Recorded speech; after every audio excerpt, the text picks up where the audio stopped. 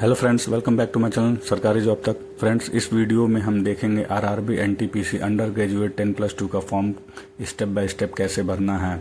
तो आइए देखते हैं। सबसे पहले मैं थोड़ा सा आपको इसमें नोटिफिकेशन दिखा देता हूं।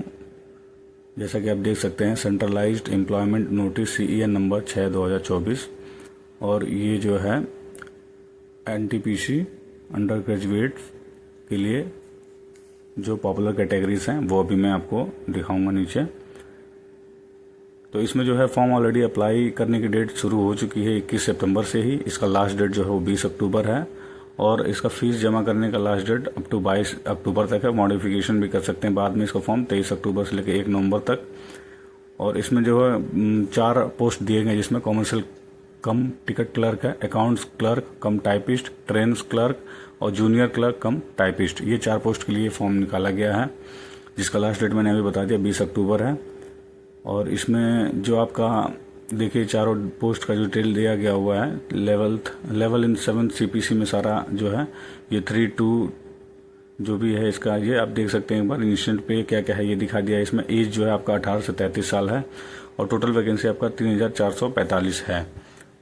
इसमें 3 साल का छूट भी दिया गया है एज में, कोरोना की वजह से, ये आप सबको पता है, जैसे कि और भी बाकी वैकेंसीज आई हैं रेलवे की।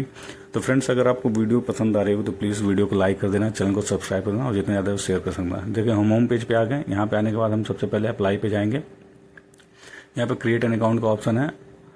जो फ्रेशर होंगे उनके लिए, ऑलरेडी हैव एन अकाउंट जो ऑलरेडी फॉर्म भर चुके हैं उनके लिए ये ऑप्शन है, एग्जिस्टिंग कैंडिडेट के लिए। तो पहले हम फ्रेशर अगर है कोई तो उस पर जाते हैं, हम क्रिएट एन अकाउंट पे जाएंगे। यहाँ पे क्लिक करेंगे तो यहाँ पे फिर ये दिखाएगा कि आप अगर पहले से अप्लाई कर चुके हैं फॉर्म, तो आप डायरेक्ट जो है ऑलरेडी हैव एन अकाउंट पे जाके अपना रजिस्टर लॉगिन करके आप अपना फॉर्म भर सकते हैं। और जो फ्रेश कैंडिडेट्स हैं उनके लिए ये क्रिएट एन अकाउंट पे क्लिक करेंगे। कंट्री ऑफ नेशनलिटी आपको डालना है, जो है आपका इंडिया है जो भी है। उसके बाद आप पर्सनल इन्फॉर्मेशन आप डालेंगे, फुल नेम अपना जो है आप वो डालेंगे। फिर अगर आपने अपना नाम कभी चेंज किया, नो है तो नो करेंगे, यस है तो यस करेंगे। तो वहाँ पे आपको डॉक्यूमेंट बोला गया है कि बना के रखना गैजेटेड ऑफिसर से, या जो भी सक्षम जो इसमें डॉक्यूमेंट लगेगा उसको आपको बना के रखना, क्योंकि ये आपको DV के टाइम पे भी जरूरत पड़ेगा इसका। तो अगर आपने नाम चेंज किया तो उसके अकॉर्डिंग आप करके अपना यस पे क्लिक करेंगे, नहीं तो नो पे क्लिक करके आगे बढ़ेंगे। डेट ऑफ बर्थ आपका जो है वो डालेंगे, उसको रिटाइप करेंगे इधर राइट हैंड साइड में। इसने ये इसलिए दिया हुआ है ताकि इससे आपका क्रॉस वेरिफिकेशन हो सके, मतलब आपका जो है कोई गलती ना हो फॉर्म भरते समय। फिर आप जेंडर सेलेक्ट करेंगे। जेंडर में आपका मेल, फीमेल और ट्रांसजेंडर जो है इसमें डाल देंगे आप। उसको फिर दोबारा वहाँ रीजेंडर वेरीफाई करेंगे। फिर फादर्स नेम आपका क्या है उसको रिटाइप करेंगे। फिर आपका मदर्स नेम क्या लिखना है वो और यहाँ रिटाइप करेंगे। सारे बेसिक इन्फॉर्मेशन जो पूछा हो वो आपको यहाँ पे फिलअप करना है। उसके बाद आप आ जाएंगे आधार वेरिफिकेशन पे।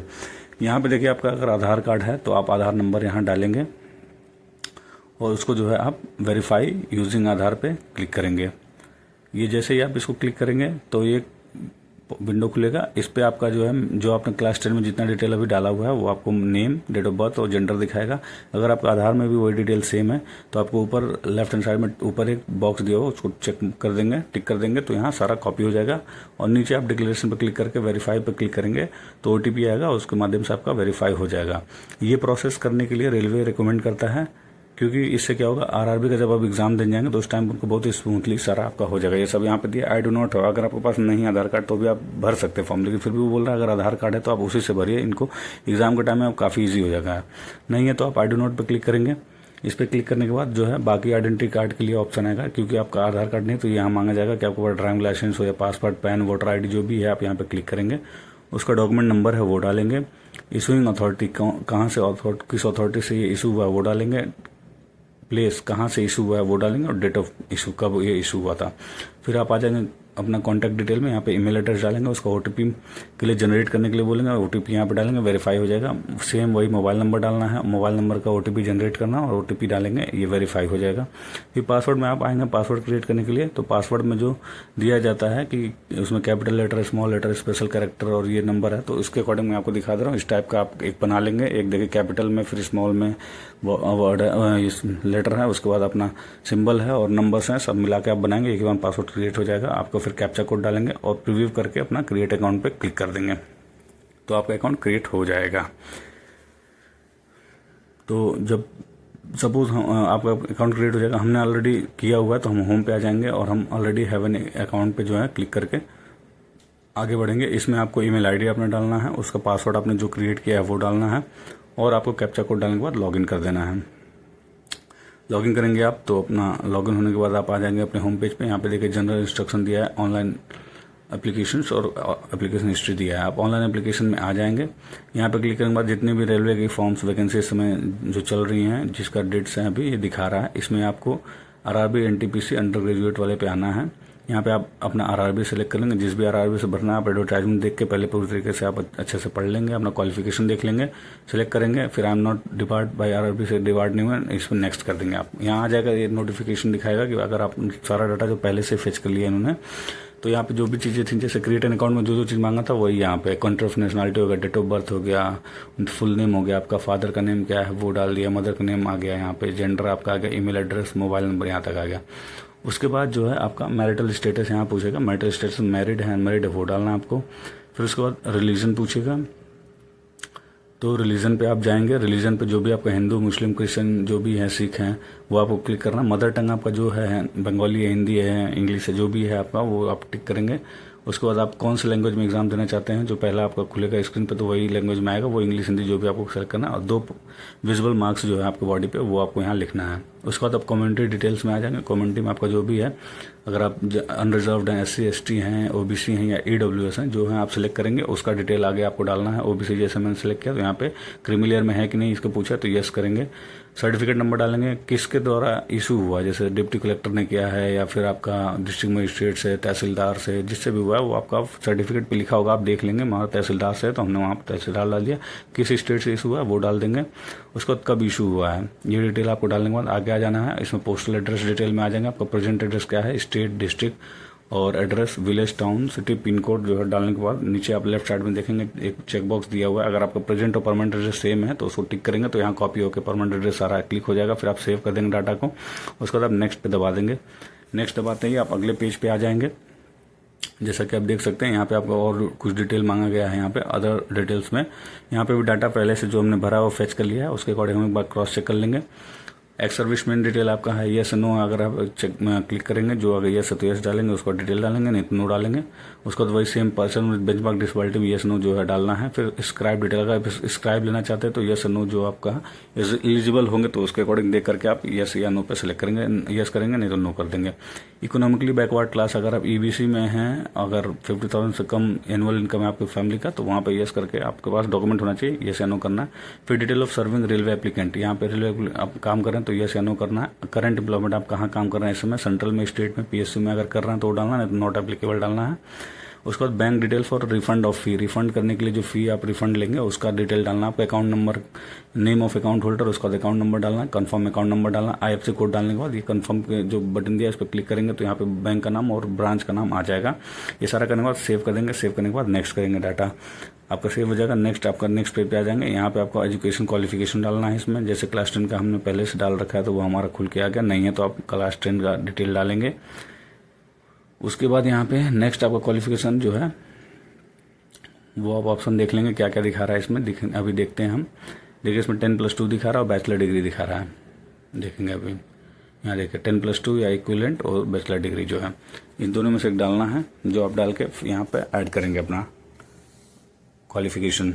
जैसे मान लीजिए मैंने 10+2 डाल दिया, क्योंकि 10+2 का है, अंडर ग्रेजुएट का फॉर्म है। 10+2 डाला हमने, उसके बाद डिसिप्लिन डालेंगे हम। 10+2 या इक्विवेलेंट उसमें ऑप्शन आ गया। फिर आप स्टेट, कौन से स्टेट से आपने किया है, मतलब ये 10+2 डिस्ट्रिक्ट क्या था, कहाँ से किया था। उसके बाद आपका बोर्ड का नाम क्या है और कब रिजल्ट आपका डिक्लेयर, तो वो डेट डालना है। और आपको पूछ रहा है कि अगर हिंदी और इंग्लिश में आप टाइपिंग करने में कंप्यूटर में सक्षम है तो उस पर यस और नो में क्लिक करना है आपको, कि परसेंटेज आपको डालना है। फिर यहाँ पे अपलोड डॉक्यूमेंट का ऑप्शन आ रहा है। यहाँ पे आपको क्लास 10 का डॉक्यूमेंट जो है आपका क्लास 10 का मार्कशीट वो अपलोड करना है PDF के फॉर्मेट में, जो 500 KB से ज़्यादा नहीं होना चाहिए, PDF में होना चाहिए। देखिए हमने क्लिक किया तो ब्राउज का ऑप्शन आया, 500 KB से कम होना चाहिए, PDF होना चाहिए। ब्राउज पर क्लिक करेंगे तो यहाँ पे आपका जो भी आप कंप्यूटर से, मोबाइल से, जहाँ से भी आप अपना डाटा वो ब्राउज करके आप अपलोड कर देंगे, यहाँ लिख के आ जाएगा अपलोडेड सक्सेसफुली, ये हो जाएगा। आप अपना एजुकेशन क्वालिफिकेशन जो है यहाँ पे आप ऐड कर देंगे सारा डिटेल डालने के बाद में। उसके बाद आपका नेक्स्ट करेंगे, अगले पेज पे आप आ जाएंगे। यहाँ पे ये बोला गया कि फ़ोटो सिग्नेचर आपका पहले से ही फेच किया गया, लेकिन फिर भी बोल रहा है रेलवे कि आप पुराना फ़ोटो नहीं लगाना है आपको, आप ध्यान दे लीजिए। अगर आपका बहुत पुराना फ़ोटो है तो 6 महीने से पुराना नहीं होना चाहिए। और जो कंडीशन है वो सब बता रहा है कि मतलब आपका फ़ोटो जो है साइज़ बता रहा है कि 320x240 पिक्सल में होना चाहिए। साइज़ भी बता रहा है 30 KB से 70 KB के बीच में फ़ोटो होना चाहिए और आपका वाइट बैकग्राउंड होना चाहिए। सामने आप कलर मतलब जैसे डार्क कलर का कपड़ा पहन के फ़ोटो खिंचाना है। और सिग्नेचर का भी वही सेम दिया हुआ है कि आपका जो है 140x60 पिक्सल का होना चाहिए। ये जो है आपका 30 से 70 KB के बीच में होना चाहिए। ये आप ऑलरेडी जो है नहीं हो तो इमेज रिसाइजर से आप रिसाइज कर लें। गूगल पे अवेलेबल होता है, आप इमेज रिसाइजर टाइप करेंगे आ जाएगा। ऑनलाइन आप अपना फोटो डाल करके अपना पिक्सल डाल देंगे, उतने पिक्सल में आपका डॉक्यूमेंट वो करके दे देगा। फिर ये आप सेव करेंगे। सारा डिटेल डालने के बाद आपको पहले सेव करना है। आपका फ़ोटो और सिग्नेचर डालने के बाद आप सेव करेंगे और सेव करने के बाद फिर जो है नेक्स्ट पे जाएंगे। फिर आप नेक्स्ट करेंगे। नेक्स्ट करने के बाद आपका जो है आ जाएगा ऑप्शन जो आपने बोर्ड सेलेक्ट किया उसमें जोन कौन कौन से जोन में आपका है वो आपका सारा डिटेल यहाँ लेफ्ट हैंड साइड में आ जाएगा। एलिजिबल जोन्स जो है और पोस्ट जिस पोस्ट के लिए वो एलिजिबल आप आ जाएगा। इस पे आपको जो आपको प्रेफरेंस डालना है 1 2 3 4 कौन किस पे पहले जॉब करना चाहेंगे उस हिसाब से आप यहाँ पे क्लिक करेंगे तो राइट हैंड साइड में प्रेफरेंस लगता चला जाएगा 1 2 3 4 ऐसे करके। तो ये प्रेफरेंस आपने सेट कर दिया, राइट हैंड साइड में क्लिक हो गया। इसके बाद आपको ये डाटा आकर के नीचे सेव करना होगा। डिक्लेरेशन पर क्लिक करेंगे कि I have exercise and chooses my order of preference, ये टिक करेंगे आप। उसके बाद डिक्लेरेशन नीचे सारा तीनों जो है डिक्लेरेशन सेलेक्ट करेंगे, प्लेस डाल देंगे आप कहाँ से फॉर्म भर रहे हैं वो, और ये डाटा आप सेव कर देंगे। तो ये आपका जो है प्रेफरेंस वगैरह सारा चीज़ सेव हो जाएगा। उसके बाद आप प्रीव्यू करेंगे एप्लीकेशन को। प्रीव्यू करने के बाद ये सारा अपना डाटा आप एक बार देख लेंगे। प्रीव्यू करने के बाद सारा नीचे देखने के बाद नीचे आपको एक चेक बॉक्स दिया हुआ, वहाँ पे क्लिक करेंगे कि हाँ मैंने चेक के लिए सब कुछ सही है, तो आप सबमिट करेंगे। फिर ये एक नोटिस दे रहा है कि मतलब अगर आप बाद में चेंज नहीं कर पाएंगे, जो भी चीज़ आप एक बार देख लें सबमिट पे उसके बाद क्लिक करेंगे। तो सबमिट पे क्लिक करेंगे, आपका फॉर्म यहाँ पे आपका सबमिट हो जाएगा और नेक्स्ट चला जाएगा ये फी डिपोजिशन या फी सबमिशन के पेज पे। तो फ्रेंड्स अगर आपको वीडियो पसंद आ रही है तो प्लीज़ लाइक कर दें और सपोर्ट करें मुझे, जैसा कि मैं और इस टाइप का वीडियो बनाता रहूँ आप लोग के लिए।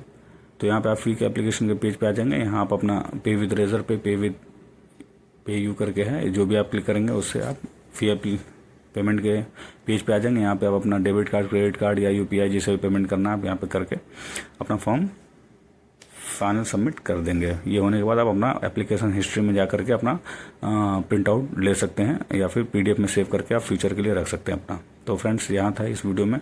तो थैंक यू, होप मैंने आपका क्वेरी सॉल्व किया। Thank you for watching.